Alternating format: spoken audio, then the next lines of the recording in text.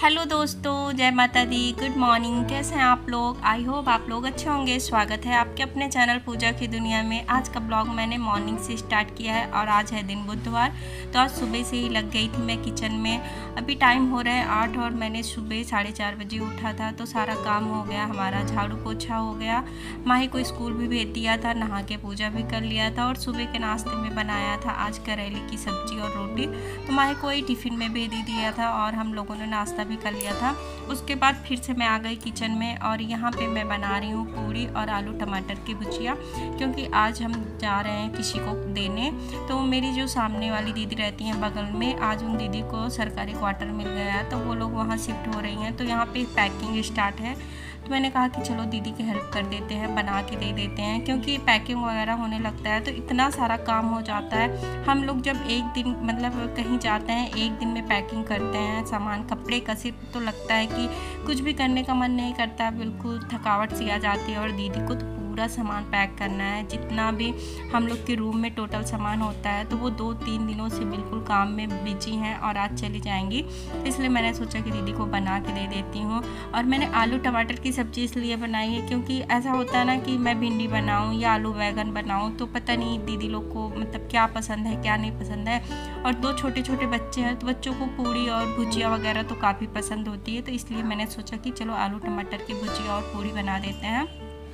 तो बस यही सिंपल सा बना दिया है। बस यहाँ पैक करके चलते हैं, दे आते हैं दीदी को, क्योंकि सुबह सुबह नाश्ते सबकी आदत होती है सुबह नाश्ता करने की। तो मैंने कहा चलो एक बार बना के दे देते हैं, दीदी लोग नाश्ता कर लेती हैं। यहाँ बस पूड़ियाँ पैक कर लिया है। उसके बाद मैंने जो सब्जी बनाई है उसको भी कटोरी में निकाल लेते हैं। तो फॉइल पेपर लगा दिया है कि अगर दीदी लोग कुछ कर भी रही होंगी, थोड़ी देर बाद भी खाएंगी, तो पूड़ियाँ गर्म रहें। और साथ में जो मैंने बूंदी बनाई थी उसको भी मैंने रख दिया था फ्रिज में। मैंने कल ही सोचा था दीदी को कल खाना बना के दे दूंगी, तो मैंने कल बूंदी नहीं दिया था और अभी दे रही हूँ। काफ़ी अच्छा बना था, मुझे मतलब काफ़ी अच्छा लगा था और इनको भी अच्छा लगा था। उसमें जो इलायची डाल दिया था उससे और भी टेस्ट उसका बढ़ गया था। तो बस ये पूड़ी है, सब्जी है और बूंदी है, साथ में अचार दे दूँगी आम का। तो पूरी सब्जी के साथ कुछ मीठा और कुछ खट्टा सा जैसे अचार वगैरह काफ़ी अच्छा लगता है, तो दे रही हूँ। बाकी जो दीदी लोग को अच्छा लगेगा वो लोग खा लेंगी, जो नहीं अच्छा लगेगा वो उससे छोड़ देंगी। तो यहाँ पे हमारा मतलब खाना तैयार हो चुका है, बस चलते हम दे के आते हैं। और ये भी ऑफिस चले गए हैं, माही भी स्कूल चली गई है, बाबू अभी सो रहा है, तो इसलिए मैंने सोचा कि चलो सारा काम जल्दी से निपटा लेते हैं। और यहाँ दीदी का प्लेट लग चुका है, चलिए बस दे के आते हैं, उसके बाद फिर लग जाते हैं अपने घर के कामों में। तो गाइस वहाँ से आने के बाद फिर यहाँ पे मैं जुट गई थी साफ़ सफाई में। और आज मैंने सोचा कि चलो पूरा घर धुल डालते हैं। तो मतलब टाइल्स है ना, तो पोछा तो डेली लगता है, लेकिन जिस दिन धुलाई कर दो उस दिन बिल्कुल घर चमक सा जाता है। और कभी कभी ऐसा मन करता है कि चलो धुलाई कर लेते हैं। तो पीछे वाले रूम में तो कभी धुलाई नहीं करती, क्योंकि वहाँ पानी निकलने का कोई भी ऑप्शन नहीं है। और आगे वाले रूम में किचन में तो आराम से कर लेती हूँ। तो मैं यहाँ पर थोड़ा थोड़ा पानी डालकर अच्छे से इसे धुल ले रही हूँ। और साथ में बाबू भी उठ गया है, तो वो पीछे पीछे घूम रहा है और मुझे डर भी लग रहा है कि कहीं बाबू स्लीप ना कर जाए, क्योंकि टाइल्स पे पानी वगैरह रहता है, तो बच्चों का बहुत ही डर रहता है कि कहीं वो स्लीप ना कर जाए। और मैं उसे बार बार कह रही हूँ कि बाबू आप चलो, आगे आगे चलो, मम्मा आप आ रही हैं, पर वो बिल्कुल नहीं मान रहा है। उसका भी कुछ ऐसा ही होता है कि जो मम्मा कर रही हैं उसको बाबू को भी करना है। तो यहाँ पे किचन में भी मैं थोड़ा थोड़ा पानी डालकर डिब्बे हटाकर उनको क्लीन कर रही हूँ। बाद में एक सूखे कपड़े से पोंछ देती हूँ, तो सारा पानी जो रहता है थोड़ा बहुत डिब्बों के इधर उधर वो भी साफ़ हो जाता है। और धुलने के बाद जो है मतलब घर बिल्कुल भी साफ़ हो जाता है। और यहाँ मैंने सारा कर लिया था, अंदर अंदर कर लिया था। तो गाइस मैं बताऊँ आज मैंने किस लिए धुलाई करना स्टार्ट कर दिया था, क्योंकि मैंने सुबह ही बताया था झाड़ू पोछा कर लिया था। मैं दीदी को खाना देने चली गई थी और बाबू मेरा सो के उठ गया था। फिर आके देखा तो यहाँ पे नल जो है उसको ऑन कर दिया था। तो ये वाले नल से जो है वो मीठा पानी आता है, तो अभी हो सकता है दीदी ने समरसेबल ऑन कर दिया था और पानी मेरे पूरी किचन में आ गया था। तो जब किचन में आया था तो मुझे लगा कि चलो जब आ ही गया तो मैं पूरा अच्छे से धुलाई कर लेती हूँ। तो यहाँ पे धुलने के बाद मैं बाहर आ गई थी, और रूम से पानी निकालो तो वो बाहर आ जाता है, तो फिर लगा कि चलो इसी साथ साथ मैं बाहर का भी धुलाई कर लेती हूँ। तो बस यहाँ पे रेलिंग पे धुलाई कर रही थी, और बाबू को देखिए वो बालकनी पे जाके खड़ा हो गया। और बालकनी पे खड़ा होता है तो बहुत ही डर लगता है, और ये देख जाते हैं तो मुझे बहुत डांटते हैं। कभी कभी मैं वीडियो में भी डाल देती हूँ, और ये वीडियो देखते हैं तो बोलते हैं कि ये सब लापरवाही मत किया करो बाबू के साथ, जब तक वो वहाँ पे रहता है उसके साथ रहा करो। लेकिन हम लोग काम करते रहते हैं ना, तो बाबू है वो परेशान करता रहता है, कहीं जाके खड़ा हो जाता है। और अभी जब तक मैं धुलाई कर रही थी वो कितनी बार बैठ गया, गिर गया, तो वो भी बिल्कुल गंदा सा हो गया है। तो मैं काम करने के बाद उसको भी नहला दूंगी। तो यहाँ पे आज मेरी मतलब कमर में दर्द होने लगा था कि इतना ज़्यादा वाइपर से, जब से ऑपरेशन हुआ है तब से, जब से ऑपरेशन के बाद मैं इतना ज़्यादा झुक के काम करती हूँ, काफ़ी देर तक करने लगती हूँ, तो काफ़ी ज़्यादा पेन होने लगता है कमर में।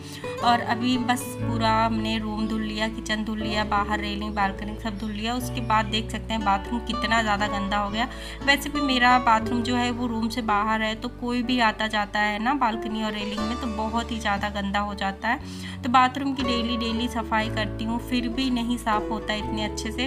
पर बाथरूम एक ऐसा चीज़ होता है जिसे साफ़ करके ना रख तो बाथरूम में आते ही बिल्कुल मन ख़राब हो जाता है। और मेरे बाथरूम में कुछ ऐसा होता है कि बाहर से कितने भी लोग आते रहते हैं, तो पानी भी कोई डाल देता है तो डायरेक्ट बाथरूम में ही आता है। पर हम लोग रेंट पे रहते हैं तो मजबूरी होती है, रहना ही पड़ता है। तो बस यहाँ पे सफाई कर लेंगे, उसके बाद सारे कचड़े निकालने के बाद इसे झाड़ू से अच्छे से साफ़ करके साथ में वाइपर से भी साफ़ करेंगे। उसके बाद थोड़ा सा जो कपड़ा धुलने वाला ब्रश रहता है उसी ब्रश से मार देते हैं, तो जो माटी वगैरह बैठा रहता है वो अच्छे से साफ़ हो जाता है। फिर उसके बाद एक बात आप लोगों को दिखाते हैं कि देखिए कितना ज़्यादा आज धुलाई करना पड़ा। और यहाँ पे बाबू स्लीपर बिल्कुल नहीं उतार रहा है, मैं उसे कितनी बार बोल रही हूँ बाबू उतार दो, उसके बाद चलो नहला देते हैं। तो फिर बस यहाँ का सारा काम हो चुका है, और अंदर भी मतलब साफ़ सुथरा हो चुका है। मैंने फ़ैन चला दिया था तो अंदर सूख गया था, बाहर का तो थोड़ा टाइम लगता है क्योंकि बाहर अपने आप ही सूखता है, और किचन में मतलब बिल सूख गया है। तो यहाँ पे एक बाल्टी मैं पानी रख देती हूँ, क्योंकि बाथरूम में रखती हूँ तो बच्चे उसको गिरा देते हैं। और जब नहाना होता है हम लोगों को मतलब, तो पानी जो छत का आता है डायरेक्ट, वो हमेशा गर्मियों में गर्म पानी आता है, इसलिए मैं एक बाल्टी किचन में रख देती हूँ ताकि वो पानी ठंडा रहे, जब हमें नहाना रहे तो मैं नहा लूँ। और जब से सावन लगा है तब से दोनों टाइम नहा के पूजा करती हूँ, वरना तो ऐसे मतलब हाथ पैर भी धुल के पूजा कर लेती हूँ। तो बस यहाँ आ गई थी, मैंने सोचा कि चलो बेड शीट भी चेंज कर देते हैं, क्योंकि एक हफ्ता हो गया था और वाइट चादर हमने डाल रखा था, तो बाबू जो है थोड़ा बहुत गंदा कर दिया था। और वैसे भी एक हफ्ते बाद हम चेंज कर देते हैं, तो बस यहाँ पे बेड शीट डाल देते हैं। और मैं हमेशा बेड शीट में दोनों चारों साइड में गांठ लगा कर करती हूँ, ताकि बच्चे अगर इस पर खेलते भी हैं तो ये ख़राब ना हो। वरना ये वाला गद्दा ऐसा है ना कि जैसे ही बच्चे इस पर बैठते हैं ये बिल्कुल स्लिप करने लगता है और चादर ख़राब हो जाता है। तो जब चारों तरफ इसमें गांठ लगा कर इसे सेट कर देते हैं तो ये बिल्कुल सेट रहता है। और दिन में 2-3 बार मैं इसे सही कर देती हूँ तो ये अच्छे से सेट रहता है। वरना आगे वाले रूम में हमेशा बिखरा रहे सामान तो मुझे बिल्कुल पसंद नहीं है। मुझे लगता है मेरा आगे वाला रूम बिल्कुल सेफ रहे। और गाइस मैं नहा के आ गई थी, फिर टाइम भी सब काम करते करते थोड़ा ज़्यादा हो गया था, 11:30 हो गया था। और 12 सवा 12 तक हस्बैंड जी वापस आ जाते हैं ड्यूटी से। तो यहाँ पे मैं कोफ्ता बना रही थी, लौकी रखा हुआ था तो मैंने कहा कि डेली लौकी की सिंपल सब्जी बनाती हूँ, लाओ आज मैं कोफ्ता बना लेती हूँ। तो यहाँ पे बस मैंने पकौड़े निकाल लिए हैं, साथ में मसालों को भूंजकर उसमें पानी डाल दिया है। तो पानी जब पक जाएगा उसके बाद हम इसमें पकौड़े डालकर थोड़ी देर और पकाएंगे, वरना ये बहुत ही जल्दी सॉफ्ट हो जाते हैं, उसमें गल से जाते हैं। तब तक मैं जल्दी से यहाँ पे रोटियाँ बना लेती हूँ। और आज चावल नहीं बनाऊँगी क्योंकि हस्बैंड जी ने बोला है कि चावल बिल्कुल खाने का मन नहीं है। मैंने कहा चलो ठीक है नहीं बनाऊँगी। और इस समय जो मतलब मौसम है ना, पता नहीं क्यों यहाँ का पानी ऐसा हो रखा है कि जैसे लगता है बरसात जब से हो रहा है तब से यहाँ का पानी, मतलब हम लोग आरओ वाला पानी लेते हैं फिर भी उसका पानी जैसे इतना सेफ नहीं है कि कहीं ना कहीं बच्चों का पेट वगैरह ख़राब हो रखा है। तो मैंने कहा कि चलो ठीक है। और वैसे भी पानी जितना है मैं सब बॉयल करके रखती हूँ, तब फिर उसको बच्चों को इस टाइम दे रही हूँ। और खाना यहाँ पे बन चुका है, तभी मैं प्याज कट कर लेती हूँ, साथ में बस रोटियाँ बनाया है। और अभी आप लोगों को कोफ्ता खोल के दिखाऊँगी।